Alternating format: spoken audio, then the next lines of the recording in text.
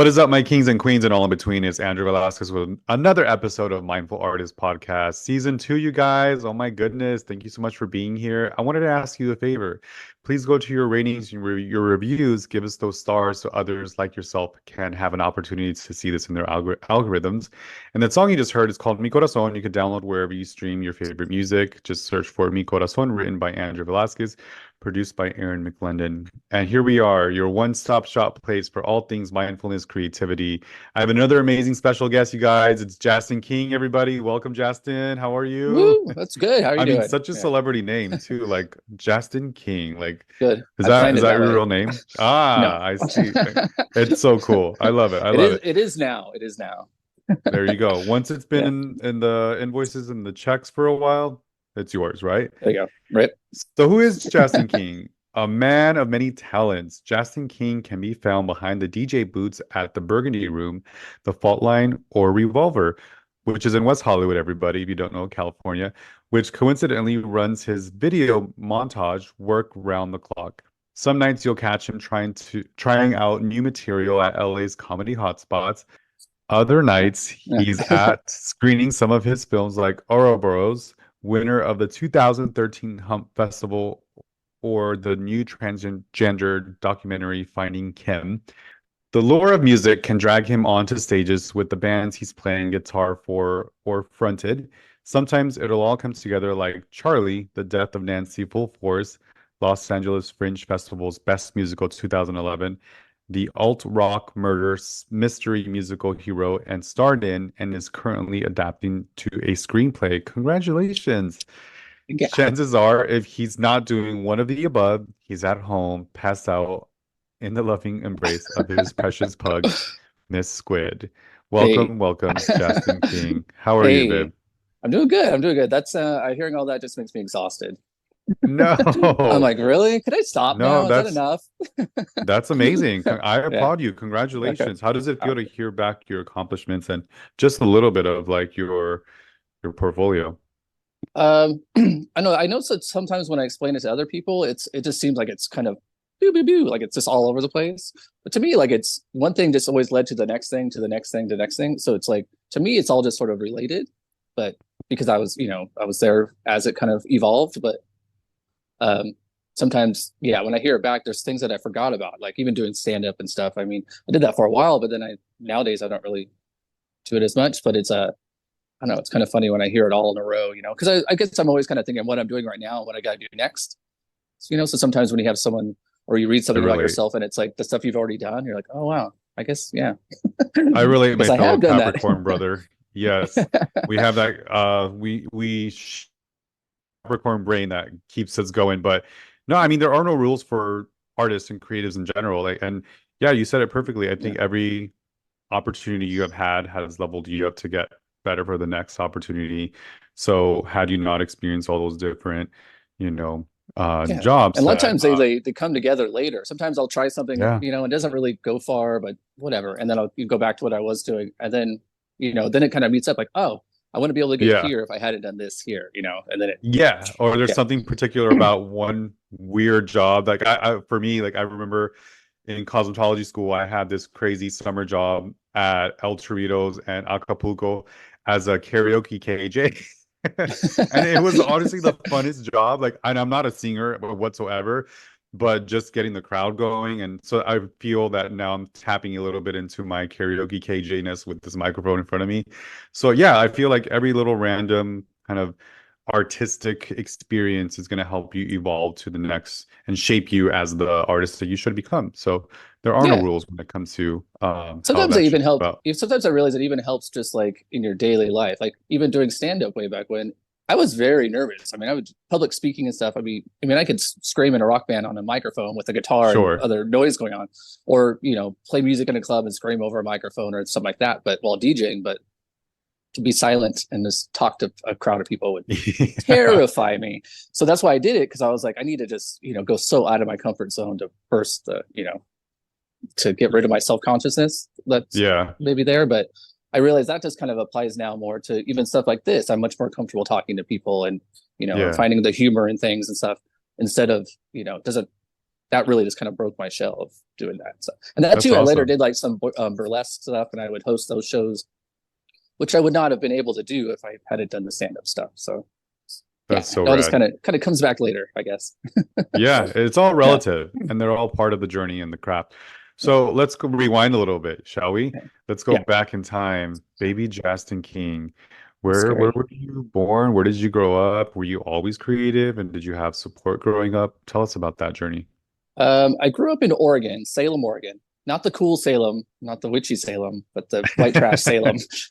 Gotcha. uh, and but I left there when I was like 15 or so. So it's kind of weird when sometimes people say like, "Where'd you grow up?" or where or friends I still know from Oregon are like, "Oh, you're from here," but I don't know. When you leave so early and you're not back to really visit and jog your memory, Yeah. Yeah. I don't remember anything. It's almost like I remember it in like third person. You know, it's so long ago. That So makes sense. so it's So and I that's was where a you were scrappy born, little but kid. you really were raised in Los Angeles then? Yeah, like Southern California for sure. Like Okay. I left there. I mean, we had family, you know, the typical divorce and stuff. I had to kind of leave, and I was a scrappy kid. I was a total like street teenager. Skipped school, hung out in the street with like homeless Yeah. people, and smoked cigarettes and went to punk shows and all that stuff. So when I left 80s and there, I 90s was a vibe. Yep. totally.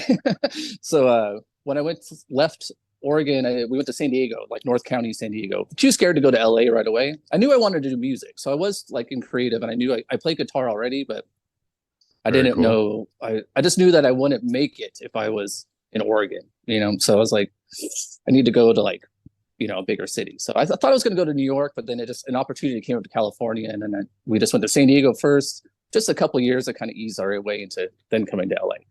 So Yeah. I feel more like going back home when I go visit San Diego. That jogs more memories and kind of feels more. San Diego has a big music scene too that I still like. I go down and see a lot of those bands. So Sure. they like Rocket from the Crypt and the Locust. And I used to go down to see the Blood Brothers down there, and so that really like has great memories for me. So and even like I get more into the mindset of sometimes when I have to write new stuff, I go there and kind of bask in maybe the initial idea of my interest in playing music, and then Interesting. it kind of starts it up again, and then I can come home with notes, and I come home with bar napkins and stuff written on the back of books and everything, and I then love kind of that. pile that together, you know, just kind of get out of my bubble here and go there and, Yeah. you know, Yeah, kind of no, reconnect. it makes so much sense. I remember writing my book as well and having a little bit of writer's block. And same thing, I would go back to East LA, Boyle Heights, where I grew up in that one house. I would park in front, listen to whatever I was listening to at that time, and then just kind of like type away and write away. So that's really cool that you're able to connect with that and Yeah, get in tune with your creative flow back in San Diego, where the seed was planted for totally. your Yeah, future. I And even do we're that also, sometimes now. I do that sometimes now, like sorry, you're good. if I start to do something new, or if I have to perform something or whatever, sometimes I'm just like maybe more behind the scenes, and when I have to get in front of the camera or get back on stage or something, I'm just like, oh, like I haven't done this in a while, or hey, why am I doing this, or Makes why you am I like grounded. worthy of being up here? I have to kind of think back to those things, the old times, and be like, oh yeah, remember that you were a kid that wanted to do this, and how many other Hey, things you've done since then. So like, oh yeah, I guess I could be up here. So people, yeah, yeah, I you can have to understand. jug, hype up my ego a little bit sometimes. Yeah, and that's the part Yeah. of the human experience as well as the artistic expression is this juxtaposed balance of the human ego and the soul, because neither of them can exist without the other, right? Yeah, yeah. And so we really, as Queen Mother herself, RuPaul, who's actually from San Diego, Yeah. says herself, our inner saboteur, and sometimes that translates into imposter syndrome and we all Oof. have a little bit of that to some degree, but I love that you're able to go back to where your roots were and be grounded and maybe take off your shoes and get in the sand barefoot, whatever that means. Yeah, yeah, yeah. So everyone find your space, find your like safe space to regroup, take that fresh breath in and be able to come back and feel grounded and say like, you got this. You know what I mean? Like, Yeah, yeah. yeah, you have a little moment of, you know, negativity or inner saboteur, little bitch voice, whatever you want to call it. Give it an expiration date, give it a time Yeah. frame, acknowledge it, and then move forward because it's temporary. It's all temporary. It's just gonna go Yeah. away. Yeah. Yeah, So for sure. dang, 15, 16, San Diego, and then when did LA come about? I think LA was probably, I was like, I think right when I turned 20. So like 2000, I think. Yeah, I That's was down in San significant. Diego. 20 in Yeah. 2000. Yeah. Yeah, Have you thought about that? the year always equals my age. So Uh-huh. yeah, because yeah, born in 1980. There's a parallel. Yeah. Yeah. So I think it was around 2000 or so. I was playing in some bands in San Diego and then just local bar bands and stuff. And then I think I went to Long Beach first for like a little bit. Again, just kind of inching my way to LA. Yeah, just little by little.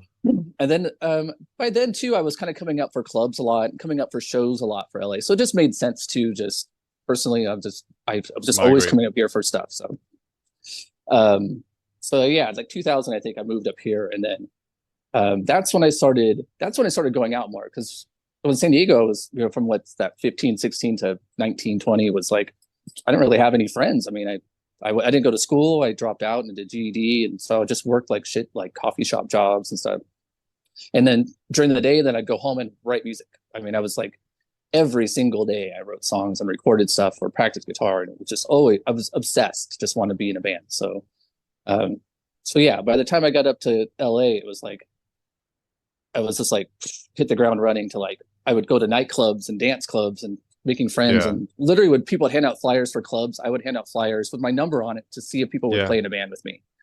Wow. It's like looking for drummers or Talk singers or about anything. the old school networking, right? Totally. Yeah. I was that weirdo that was like just going up to everybody to try to figure out like put something together. So yeah, that was like 2000. I've been here pretty much the whole time since. I've temporarily gone back to Portland to do a play. I went to London for a while and Okay. lived. And so, but for the most part, I just always come back. I mean, I've always felt LA is a great spot to stay and then Yeah. kind of go out from. Yeah. I mean, it Yeah. is the central of, entertainment and all forms of art in general. And talk about networking. Yeah, Like Los Angeles is like the mecca of networking. You know what I mean? Like if anybody for wants to sure. become Yeah. something, it's going to happen there. Yeah. I love that. Very cool. Okay. And sometimes people like give LA shit for like, oh, everybody has something they're doing or always, but also I'm like, well, why is that a bad thing? I think that's kind of It's not. cool. It's like go to cities where people aren't doing anything and then come Right. back and tell me about that. So it's like, It's yeah, I get it. definitely a Everybody's kind of in different their own little mindset. hustle, but Yeah. yeah, but And then there it's should be cool. a little bit of a balance with that hustle mentalities. I mean, I'm learning that now. I can speak from, personal experience that I was kind of addicted to the chaos and the stress of the city, not even knowing, that I lived off of like anxiety and fear, really just going from one gig to the next gig. And over here, I'm like, oh, I don't have to have like five Yeah. jobs. I can just have like Yeah. three and really, set the intention and focus on like what brings me joy. And so that's why I Yeah. wanted to create this safe space for other artists that are trying to like figure it out, navigate their careers and, feeling overwhelmed with so many things, but know that there are others like ourselves that have been able Yeah. to find what brings them joy, gives them that like, butterfly sensation and you can make a career out of it. You just got to Yeah. like figure it out, right? And also too, what to separate from career and fun. I've kind of realized that. I think Mm, post-pandemic too is like not everything I find fun or interesting has to be turned into something I do for work. right. Sometimes every time you find something fun, you're like, oh, like I want to do that too, or I want to like, how can I incorporate that into like something music or something. Yeah, Like you no, don't want to actually, take like away the fantasy from it. yeah, it could be like, you know what? No, let me just do this for fun. It's kind of like traveling or something too. It's good to like get out of my bubble and kind of get away from what I do and find new cool stuff that interests me. But I don't necessarily have to bring all that back into my work when I come home. It could be Absolutely. my Yeah. downtime, have some stuff that I find fun. Yeah. Yeah, no, and it's okay to be selfish. It's okay to have some, things that are hobbies and they're gonna like feed your creative juices and keep that flow going. But like you said, it doesn't have to be something that you put down on paper and stress yourself out about making Yeah. an income. If it just brings you joy, it brings you joy. Like that's period. That's all that matters. Yeah, I love exactly. that. Yeah. So what practices or routines do you have in place to nurture your creativity? Are you spiritual anyway while running your business? Um, I think I'm not never oh, God. It's kind of within the last few years. I think I've gotten more um in touch with like following the signs of, I mean, it sounds super hippy dippy, but maybe like following signs of the universe and just kind of listening to instincts you have in your head, Love it. Love it. looking for synchronicities and numbers and things that really kind of get you in touch with being on your, like what I feel is like the right path. I mean, even Yeah. there's some quote that's like, even if you're off your path, but you're off your path, then you're still on it because you're off, right? Yeah. If you're off, The if you're off, awareness of it yeah, as you're part of aware and it. like to get back. But like if you're off of it, then it's like, and you don't know that, then you're maybe in some trouble. But like Mm. I always feel like, yeah, kind of staying on. I know the feeling of when I'm doing the right thing, so I try to Yeah. keep that. I'm not really a religious person or anything. I mean, definitely when I was Hmm. younger, I was a lot more into like occults and witchcraft and more the Yeah. darker kind of things, um, which is maybe just being more of like just a heavy metal nerd, I think. But then that's kind of turned into being older now. It's kind of now I'm just like some witchy bookstore lesbian with like crystals and all kinds of stupid stuff, so Stop. incense Me and sage too. and stuff. Yeah. Yes, I love it. So that's kind of more my stuff now. It's like I mean, we could even say later the books and stuff I read are a lot more like not occulty, but kind of more about what afterlife and that kind of stuff gives me more of a I don't know. I mean, it sounds stupid, but ghosts and spiritual signs and being I don't know that kind of connects It's me proof that personally. we're Yeah, part of something bigger. Yeah, yeah. absolutely. So that kind of makes me more grounded and comfortable personally, and then work wise, I can kind of yeah, I know when to go to work and come home from work. I guess, And even if I'm separate doing them. it at home Yeah, physically. Yeah. yeah. But mentally, I guess, kind of feeling that's how I kind of find that more, maybe not so much in my work, but I find it more in my at home. In Yeah. work, I find my motivation or something maybe more in, or if I need to, I think what I said earlier about traveling, that always Hmm. helps me a lot because you're at home, especially if you're a person that works at home too, like what I do a lot of my video editing and filming and stuff. It's all just kind of at home and it's all around on boards and charts everywhere and stuff. Right. So It's good to get sometimes I out of need that to space. totally, yeah, to really get out of it. But also I go and kind of like a sponge if I go to a new country or a new city and stuff and Yeah. to kind of really soak up. I go to everything from, dances to like clubs to like ballet to museums to All crazy genres. underground parties like to everything that you can kind of pull together. Yeah. It's a lot easier now I think with social media to kind of go see things or kind of find stuff in other Yeah. countries or whatever, but it is better in person to just get out the door and walk and soak it all up, and then when you come home I kind of don't sweat the small things and about my work or any problems I have, and I have a whole new bunch of stuff that I can apply to my life. And I leave I come home with like songs, different music that Hmm. that people don't even know here. It's kind of crazy that Yeah. over in some other places like number one. It's like so it always kind of blows my mind to get out of my bubble, go see everybody else's bubble, to come back Period. and like No, I relate. I think share that. Yeah, there's something about even just like the act of traveling in air. I don't know for you, but for me, I'm super vulnerable up there and I get a lot of words and visions and I'll yeah, immediately just start like writing, just making notes of different things that might not really make sense at that time.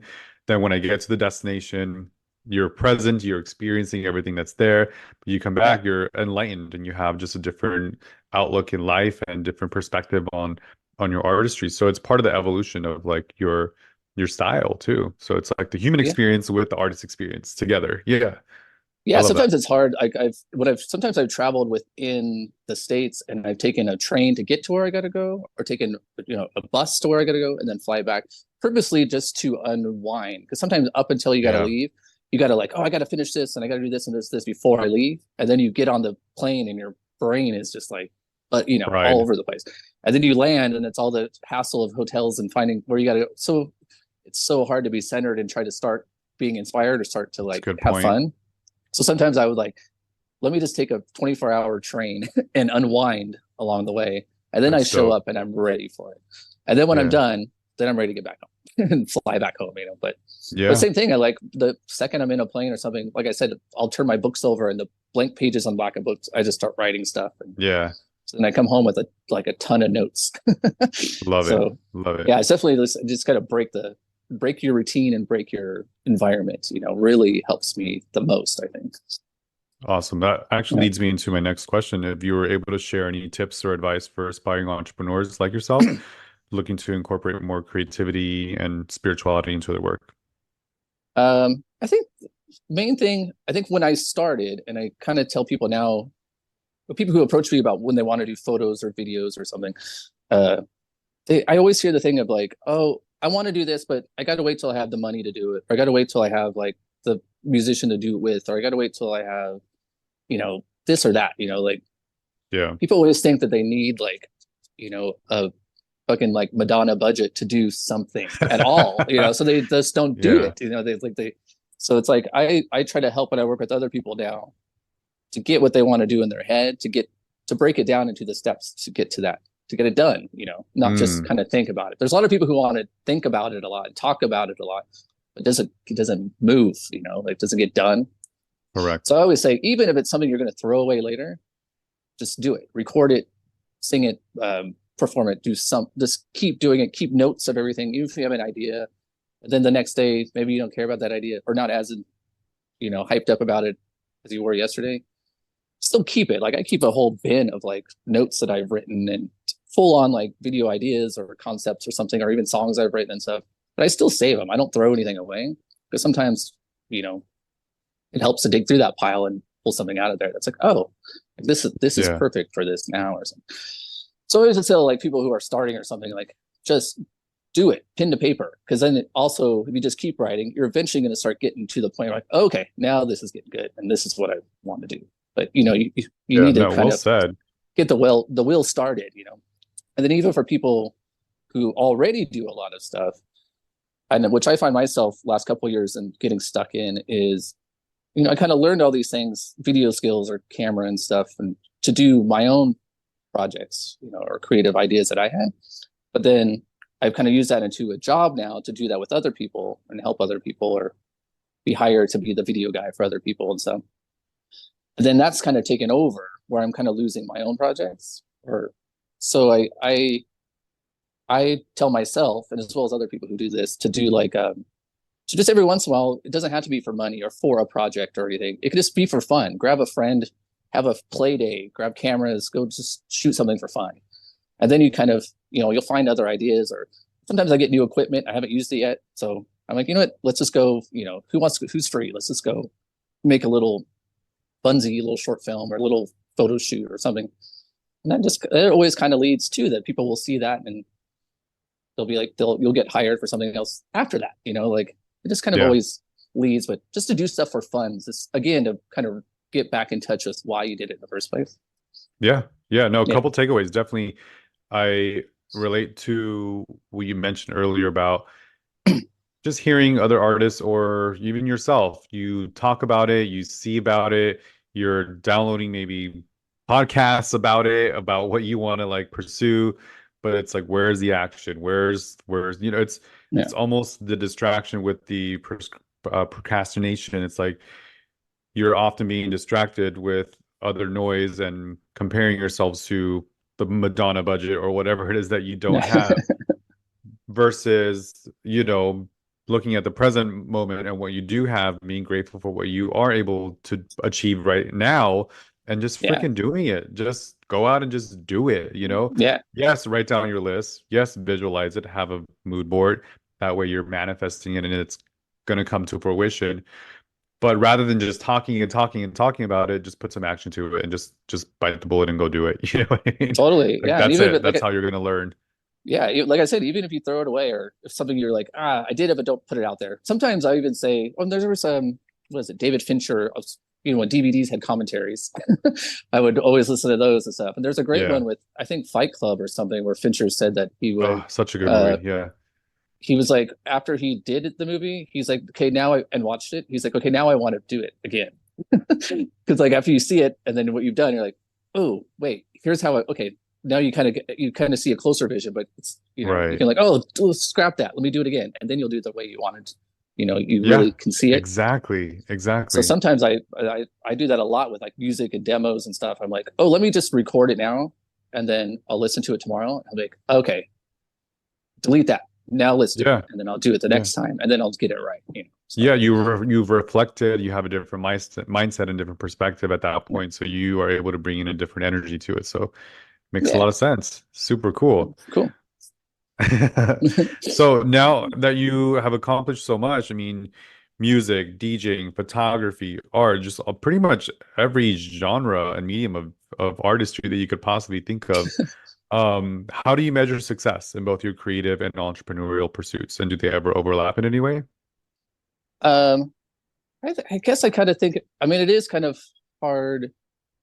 I think my initial thing of success was just the classic, like I said, I was obsessed with playing in a band, and that's all I wanted to do. I mean, that was because also that too is sort of a thing that it did incorporate a performance Yeah. aspect, music aspect, as well as album artwork, as well as video artwork. Everything. So Yeah. being in a band is kind of like it's not just playing music; it's kind of a full package deal, you know.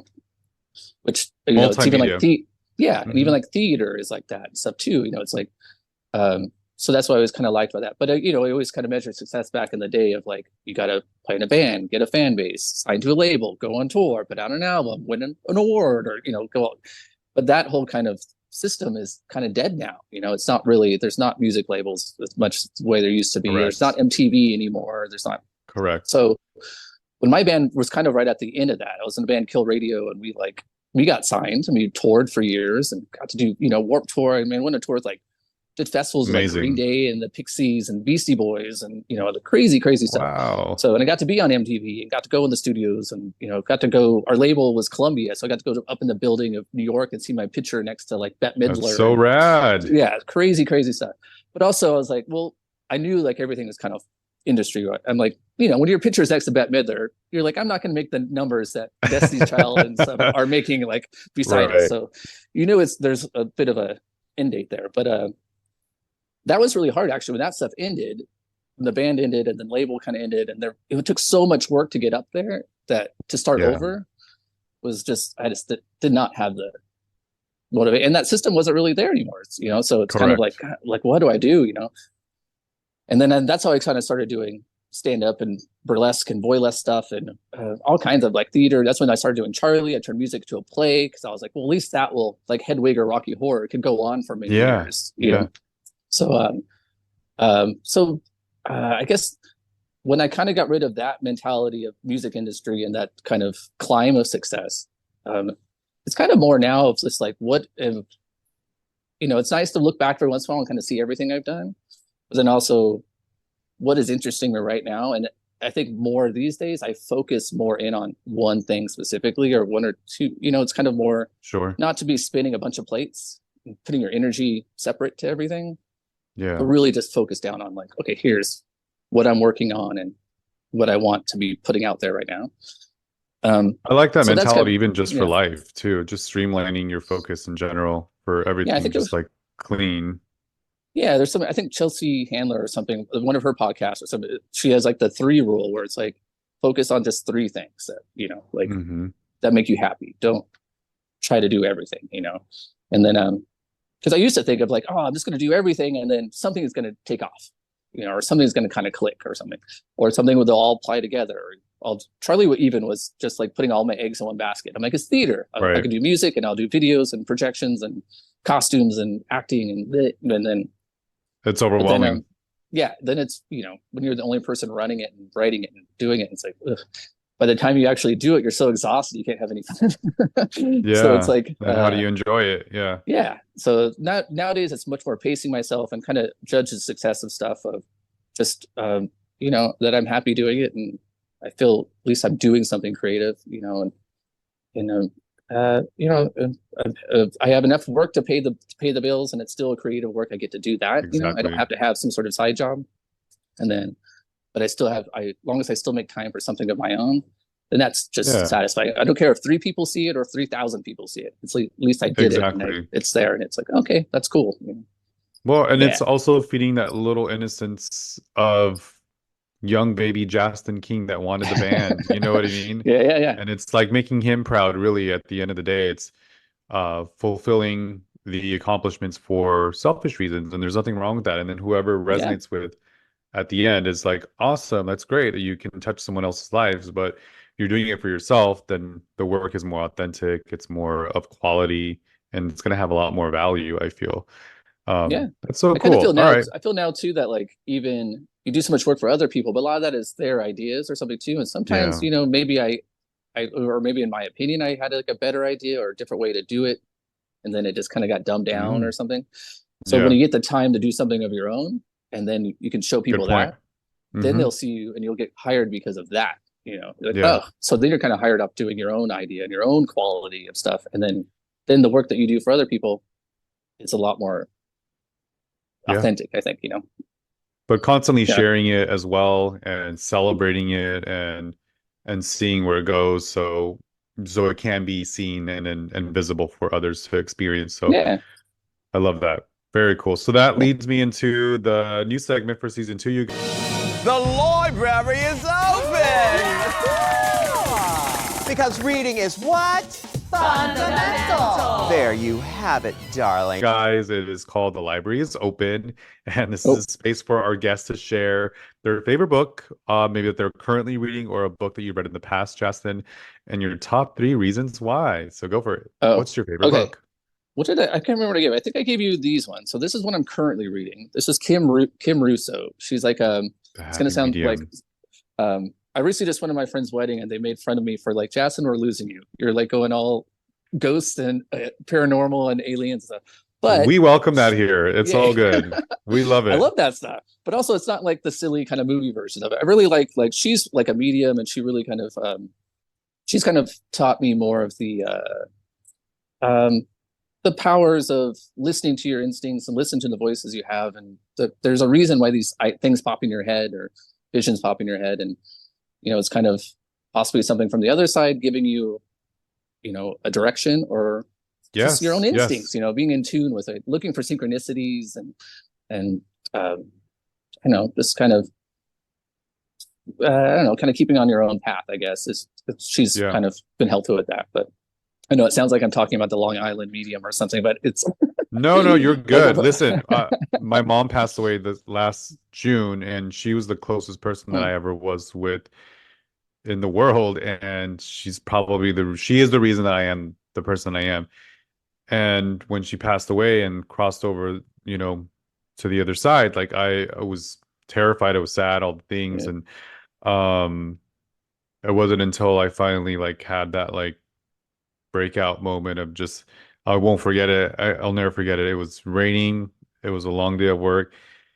And I had this overwhelming sensation of anxiety. And I'm like, I just need to go on a run. I need to go on a run. So I just went on a run in the rain.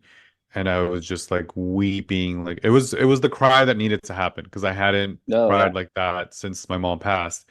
And now I feel even closer to her. And it's so beautiful. Like she comes to me in just these really beautiful, innocent ways of just safetiness and just guidance. And it's so, yeah, I do believe in reincarnation. I do believe that our ancestors or whoever it is that we're closest to that has crossed over will guide you. You just have to believe it and trust it, and be aware of those like signs when you can be.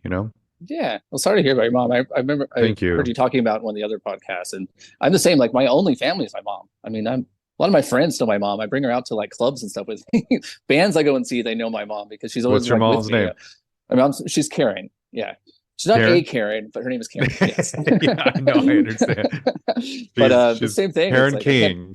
There you go. I can't imagine like how you say that, how it's so close to your mom, and like I can't imagine it. I am terrified sometimes of like, ooh, what's going to happen when she's not there, because I don't have kids. I'm not really in touch with any of my other family, so ooh, a little scary. But it's also those things you also have your chosen family, babe.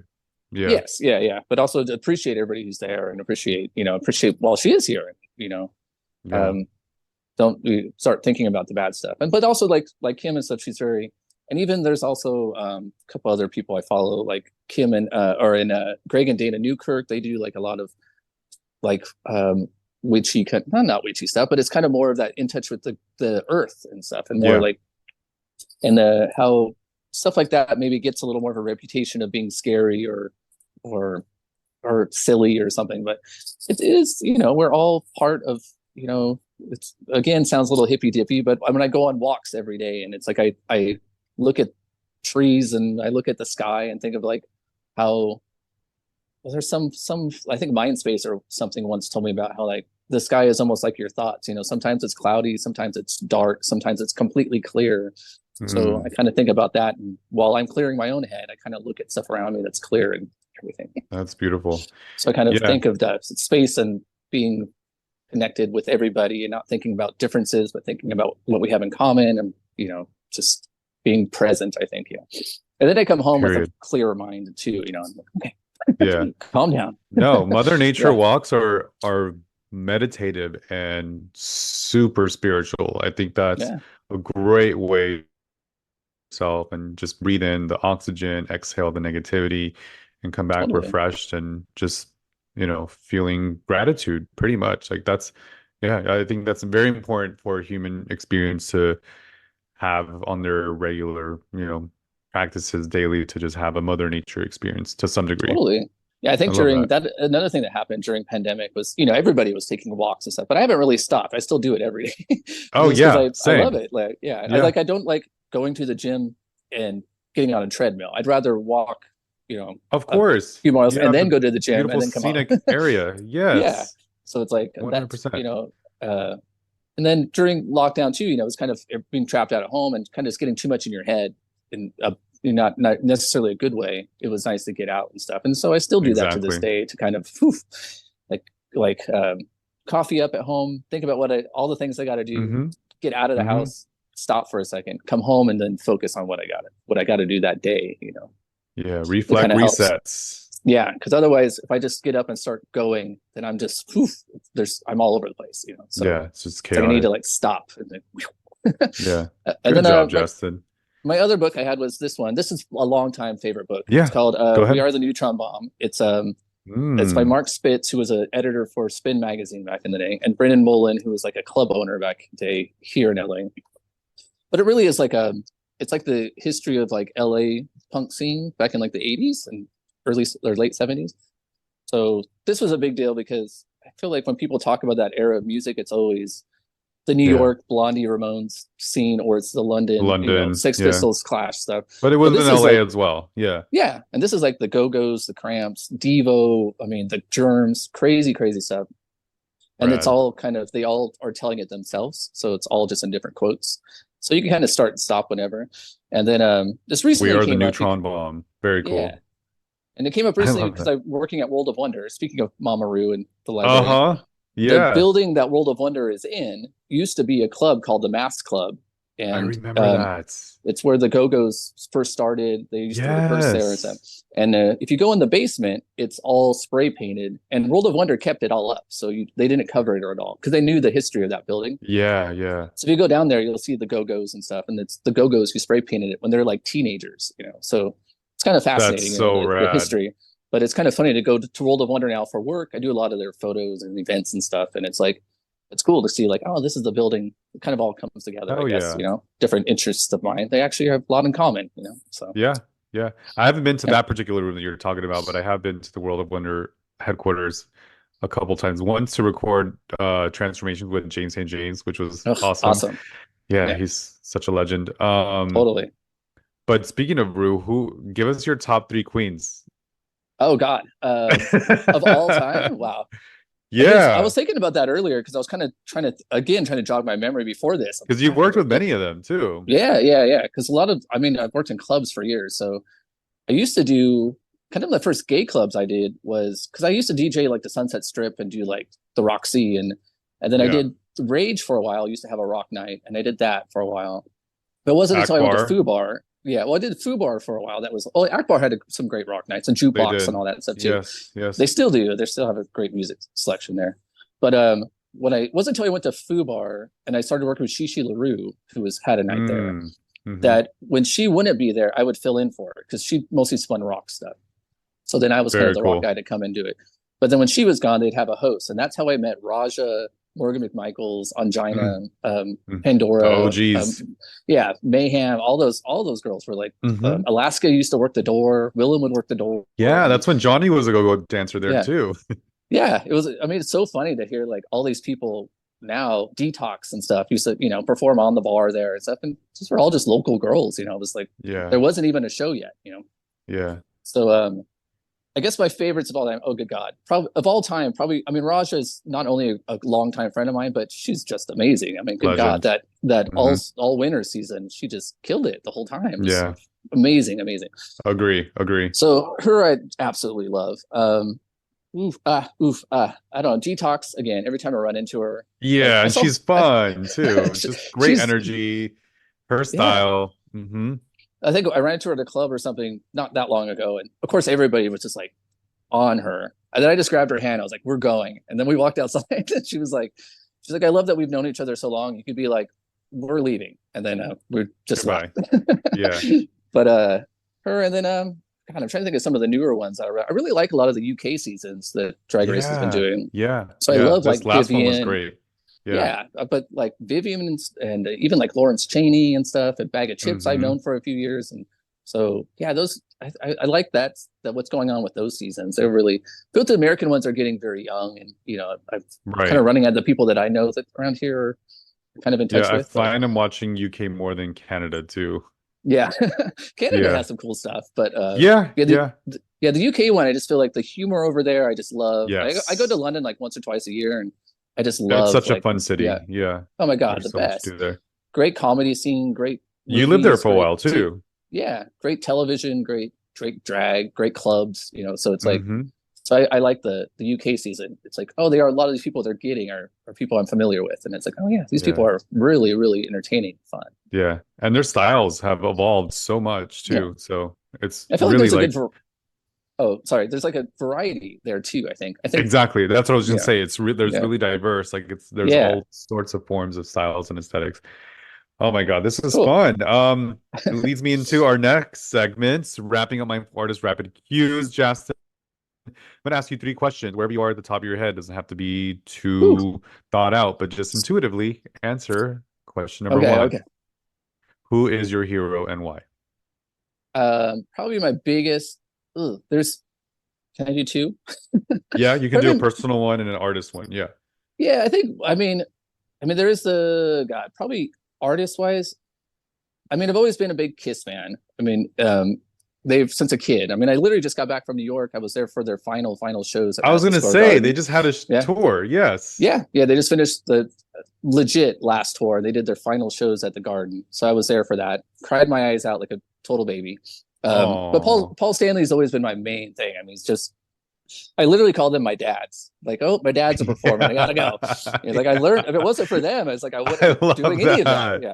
Yeah. So and then sometimes people like they kind of laugh when I say that, or they laugh when I say I'm a big Kiss fan. But also I'm like, well, there's a great quote from Jackie Beat where she says like marijuana is a gateway drug to other drugs. Kiss is a gateway drug to drag. Mm, It's like more mm, heels, hair, and makeup than anybody. period. It's the Yeah. best drag show in the world. Literally. so Yeah. so they've always been, and they're a great motivation too creatively. They're always thinking out of the box and always doing something. They just don't get up there and play. They do something different, or they put It's about stuff the out. experience. Yeah, they don't put out a CD. They put out like a package of a whole with a book and a 3D cover or something Hmm. like. They really go bigger and bigger. They just think bigger and bigger. That's how Yeah, I love I that. kind of always work too. Is like I just can't just go make a video. It has to be like a packet. Like it has to lead to Extra. something else or a few other things Hmm. in there. So that's kind I of the biggest understand. thing. And then I guess I mean the second one was just like John Cameron Mitchell. I just kind of like his career. It's always fascinating to me. He's Mm. the one who wrote and performed Hedwig. And it's like that Hmm. Hmm. that has like a theater stuff he's done. He's done a lot of TV. He's done something like Also very Hedwig rock has and roll. Hmm. yeah, he's also Hedwig has snowballed from a club show to being on Broadway and winning Hmm. Tonys and stuff. So it's like Incredible. he has a great body of work. So he's someone I kind of Yeah. look to as like, oh, that I would like something like that. That's really Yeah. cool. So Good answers. yeah, I love that. cool. Question number two for wrapping up my Florida's rapid cues. Favorite music album of all time? I'm sorry, I'm not very I'm so bad with the rapid questions. I'm like, I'm just gonna ramble. You're good. I'm, Don't. It's I'm, okay. I'm There's no ramble wrong or right way questions. to answer this. This is just like intuitively, like what comes to you. Oh yeah. Favorite album of all time? Again, I mean, I always have to go to the Kiss stuff, but they but I'm trying to think of something that still comes back to inspire me. I mean, they did a thing called the solo albums where they took a year where they all wrote a separate album on their own and they put them all out together. So that whole project, That's pretty rad. I could go into that forever, but that whole thing I really love. this just list personally, I guess. I know I'm trying to think of a Madonna reference so that we would It doesn't have to be Madonna just because I'm obsessed. So I was sort of thinking of like, she's another person that is very much that, where she doesn't just put out an album. It's a whole package. It's a whole look. It's a tour. It's and cutting off everything else that you've done, and just to really do one whole. Are you going to see her in LA? I had tickets for when it was supposed to be October or something, right? Before she had, was in the hospital and stuff. So, and they just refunded them. So I have to buy a new one and go see. Oh, girl, you better get him. Yeah, I'm gonna be there March 4th. We gotta hook up. I think she's doing like 10 days or something. It's something crazy. So it's like, So I'll definitely be there. But yeah, I always love like when she put out March Erotica. 4th, Monday. That's the day I'm gonna be there. March 4th. Okay, I'll write that down. But I always love like Erotica. I think it's a good album because that whole thing was the book and the whole visuals and that tour, like. Oof, that whole era. I get goosebumps on my face because it's just like literally the photography, the literature, the lyrics, I mean, I can go on, the fashion, all of it. It was just ahead of its time. The AIDS activism, the LGBTQ rights, she was so like outspoken and so strong about stuff, and like her interviews during that time are amazing. She's really like, owning it, not backing down to anything. Obviously so criticized during that time, but she just barreled through everybody. Good so answer. I love that whole era and stuff, and so that's great. I mean, that's kind of like her rock and roll era too, if you think about it. Like that was very like punk of her, right? And also too, she knows, she started as a drummer in bands, and she was like used to be at rehearsal spaces and sleep there. And her first band was a punk band. Hello. Yeah. She says her first influence, Breakfast Club. Thank you. I couldn't think I was going to say English muffins. She said she used to like the English muffins. She used to, her first influence was like Blondie and Debbie Harry and stuff. So it's like, that whole, that era of stuff. And I recorded with Jane County before, who's like a trans punk rocker. Used to play with David Bowie and stuff. Brad. I would drill her for questions about people back. Like, tell me about Madonna. Like, what does she live in New York? Like, what does she do? Yeah. She'd be like, she'd always show up to the clubs, and we'd be like, who is this little new wave bitch that's like showing up at our club? So it's kind of funny to see all these things that people kind of think of different genres or something. They all kind of intertwine, and they have more in common than they don't. I can't wait to see Celebration. Have you been cheating and looking at the clips of stuff yet? Or I haven't watched it in its entirety, but yes, like if it's in my face, I'll like see it for a little bit, and then I'll try to go. Like I want to be in the moments when I'm there. So I have sometimes like that. Oh, sorry. Go ahead. I was going to say I purposely purchased these Ray-Ban Meta glasses that have a camera, so I will not be on my phone. And if I want to record something, I'm just like, you know what I mean? Awesome. That's cool. Yeah, that way I'm not like with the annoying phone up there. Oh yeah, I can't do that. I'll just look at somebody else's pictures later. I'm like, or I just throw my phone up and don't look. Just go click, click, click, click. And then I want to be the moment. I want to like dance and like just be in the fantasy of it all. I think the first time I saw her was the Drowned World tour, and me too. 9/11, right? Yeah. I waited up until the night before to not watch the HBO special, and then I caved. I was like, I just gotta watch it. And it actually kind of helped because I think I was more in the moment because I wasn't looking at all this, the show stuff. I kind of got to see that on TV, and then I just focused on like, that little blonde head. Is like to see it in person. It's like, that's her. You know? So and then we hadn't had her since the girly show, so that was like, I was way too young to watch that. Same. I love that. Good answers, Jasten. Okay. All right, wrapping up my 4 artists rapid cues. Final question. Okay. What is your favorite quote of all time? Oh God. I don't know. Well, for creativity, I guess for creativity, but also for maybe for growing up gay or things. A quote that just instantly popped in my head. There's Vivian Bond, who is a performer in New York. She's trans, goes by MX Bond. It's like not male, not female, non-binary. Kind of before that was even a thing that was talked about. Yeah. It's a fantastic book called Tango. And one of the best quotes in there was about how they said like how people are, I think gay people maybe are ADD and, looking at everything and, kind of too wired or something. Yeah. But Justin was like, no, I think it's because we grow up. the quote is something about like we're paying attention to everything because we've always had to pay attention to everything. Because when you kind of grow up gay, you walk in a room and you're instantly thinking, okay, who's gonna not like me? Who can I tell this to? Who can I not? Do I got to act this way around this person, Who's but gonna not this clock way me? around this person? Totally. So it's like we've kind of always grown up doing that. I feel like the younger people these days maybe don't. Things are a lot more open, but I think maybe people of our age, it's like it was always you had to kind of be self-conscious of who you could be safe around. Yeah. So I think I still to this day, I think of holding somebody's hand or something in public. I'm nervous, so I'm looking around the room to be like, is it okay? So it's like, so I think that also applies creatively as well, is that we do kind of grow up looking at everything, looking at people, and maybe not being judgmental, but we're just kind of being aware of everything at all time.